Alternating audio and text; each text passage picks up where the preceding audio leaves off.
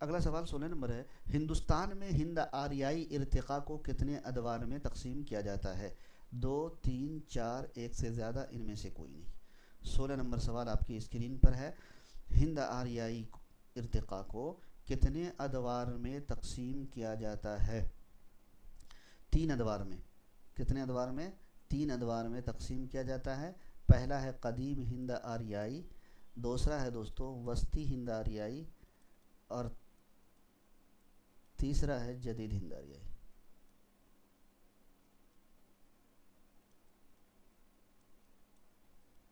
इन तीनों अदवार में इसको तकसीम किया जाता है।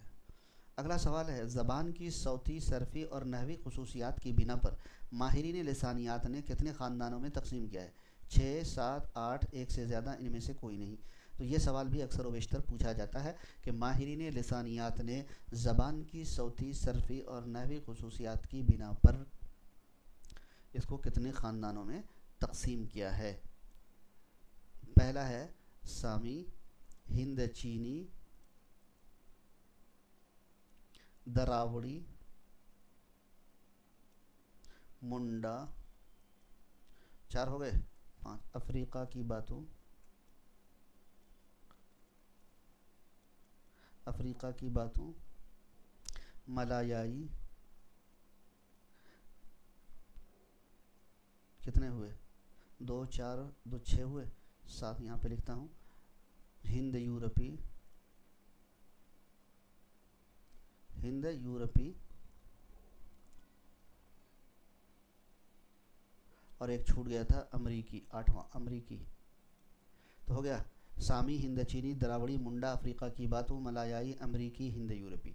तो टोटल 8 ख़ानदानों में तकसीम किया जाता है, और आप लोगों ने भी सी ऑप्शन दिया है, बहुत अच्छा है, बहुत उम्दा।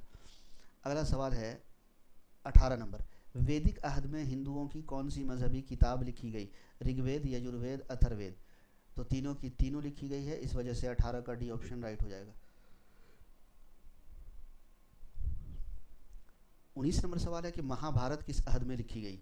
वैदिक अहद, क्लासिकी अहद, अहद पानी, एक से ज़्यादा, इनमें से कोई नहीं। 19 नंबर सवाल आप सबकी स्क्रीन पर है, महाभारत वैदिक अहद में लिखी गई है, 19 नंबर का ए ऑप्शन राइट आंसर हो जाएगा। अगला सवाल 20 नंबर आपकी स्क्रीन पर हुआ चाहता है, कदीम हिंद आर्याई को ज्ञानचंद जैन ने कितने हिस्सों में तकसीम किया? दो, तीन, चार, एक से ज़्यादा, इनमें से कोई नहीं।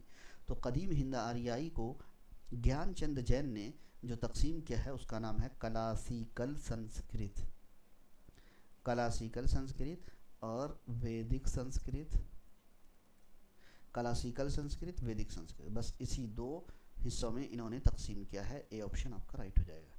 अगला सवाल 21 नंबर है, कदीम हिंद आर्याई को डॉक्टर सुदेश्वर वर्मा ने कितने हिस्सों में तकसीम किया? तीन, चार, पाँच, एक से ज़्यादा, इनमें से कोई नहीं। कदीम हिंद आर्याई को डॉक्टर सुदेश्वर वर्मा ने 5 हिस्सों में तकसीम किया है। कितने हिस्सों में तकसीम किया है? 5 हिस्सों में तकसीम किया है। पहला है वेद की मंजिल, दूसरा है अहद पानी की मंजिल,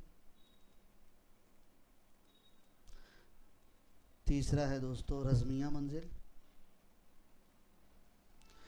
चौथे नंबर पे है दीनवी मंजिल, पाँचवें नंबर पे है टेक्साली मंजिल। और ये किसने तकसीम किया है? तो सुदेश्वर वर्मा ने। किसने? सुदेश्वर वर्मा ने।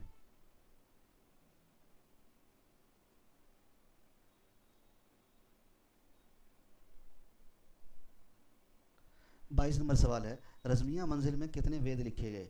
तीन, चार, पाँच, एक से ज़्यादा, इनमें से कोई नहीं। 22 नंबर सवाल, तो दोस्तों रज़मिया मंजिल में 4 वेद लिखे गए हैं। एक का नाम है ऋग्वेद, यजुर्वेद, अथर्ववेद और सामवेद। तो बी ऑप्शन यहाँ पर आपका राइट हो जाएगा। अगला सवाल 23 नंबर है, वस्त हिंद आर्याई को माहिरीन लिसानियात ने इर्तिकाई लिहाज से कितने अदवार में तकसीम किया? तीन, चार, पाँच, एक से ज़्यादा, इनमें से कोई नहीं। वस्ती हिंद आर्याई को माहिरीन लिसानियात ने इर्तिकाई लिहाज से कितने अदवार में तकसीम किया है? तो वस्ती हिंद आर्याई को भी माहिरीन लिसानियात ने 3 अदवार में तकसीम किया है। ए ऑप्शन राइट आंसर हो जाएगा। अगला सवाल है कि प्राकृत के माना है फितरी ज़बान, बिगड़ी ज़बान, कुदरती ज़बान, एक से ज़्यादा, इनमें से कोई नहीं। आप लोग आंसर दे रहे हैं, जल्दी दीजिए अपना अपना आंसर। बहुत कम लोग ज्वाइन हैं, जो कि बड़ी अफसोस की बात है। TRE 4 की सुबुगाहट तेज़ हो गई है। बहुत सारे लोग जो है लापरवाही और गफलत में हैं, वो सोच रहे हैं कि मेरा तो निकल ही जाएगा, लेकिन मेरे दोस्तों ऐसी बात नहीं है। बगैर तैयारी के निकालना बड़ा मुश्किल होगा, इसीलिए रिवीजन कीजिए, क्योंकि आप लोग जो आंसर दे रहे हैं उससे अंदाज़ा हो रहा है कि आप लोग जो है क्या हुआ, आपकी जो तैयारी है वो धुंधुला गई है। आपकी तैयारी क्या है, धुंधुला गई है, उस पर परत जम गई है, उसको साफ करने की ज़रूरत है।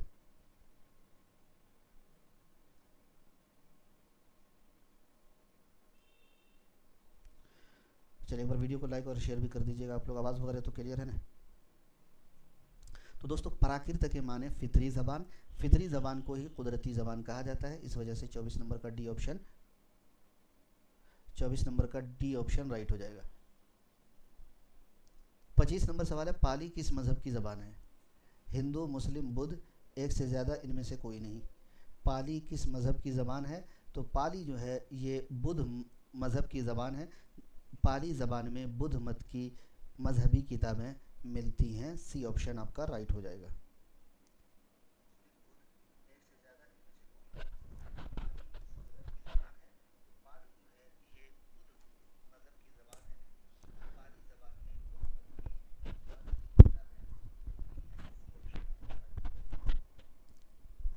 आवाज़ कम हो जा रही है नहीं। 26 नंबर सवाल है कि मगधी ज़बान का मरकज़ कौन सा इलाका है? मशरक़ी उत्तर प्रदेश, जनूबी बिहार, मथुरा का इलाका, एक से ज़्यादा, इनमें से कोई नहीं। मगधी ज़बान का मरकज़ कौन सा इलाका है? सवाल नंबर 26 हमारी और आपकी स्क्रीन पर है। तो जनूबी बिहार, जनूबी बिहार, जनूबी बिहार जो है ये मगधी ज़बान का मरकज़ है। बी ऑप्शन आपका राइट हो जाएगा। 27 नंबर सवाल है, पशाजी किस इलाके में बोली जाती थी? कश्मीर, पंजाब, महाराष्ट्र, एक से ज़्यादा, इनमें से कोई नहीं। तो साथियों पशाजी जो है ये कश्मीर और पंजाब दोनों इलाके में बोली जाती है। डी ऑप्शन आपका यहाँ पर राइट आंसर होगा। 28 नंबर सवाल है कि उस ज़माने में पढ़े लिखे लोग अनपढ़ लोगों की ज़बानों को क्या कहते थे? अपभ्रंश, बिगड़ी ज़बान, प्राकृत, एक से ज़्यादा, इनमें से कोई नहीं।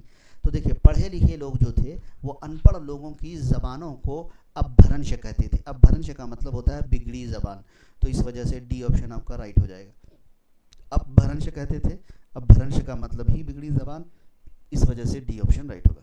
29वां सवाल है, खड़ी बोली राजस्थानी, गुजराती, मशरक़ी, पंजाबी दर्ज झेल में किससे निकली?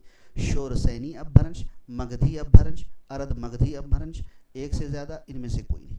29 नंबर सवाल आप सबकी स्क्रीन पर। सही जवाब खड़ी बोली राजस्थानी, गुजराती, मशरक़ी, पंजाबी दर्ज झेल में किससे निकली है?